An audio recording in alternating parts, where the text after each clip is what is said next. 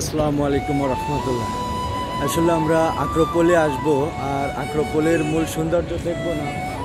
আক্রোপোলের মূলত সৌন্দর্য ওই যে সক্রেটিসের যে বাড়িটা, আপনি এখান থেকে সক্রেটিসের বাড়িটা দেখতে পারবেন। তো এটা হচ্ছে মূলত আমাদের আক্রোপোলি। আমরা এখানে আসি সাধারণত দিনেই সবাই ঘোরে।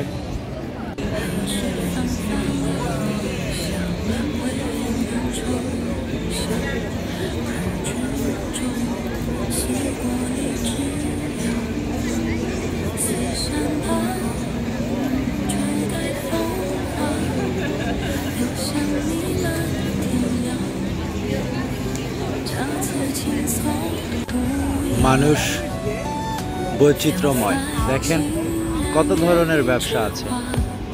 এরা কি করছে, যেহেতু জায়গাটা অনেক জনবহুল এলাকা, এটা হচ্ছে না আপনার সিন্দাগমা, এটা হচ্ছে না আপনার ট্রেন স্টেশন।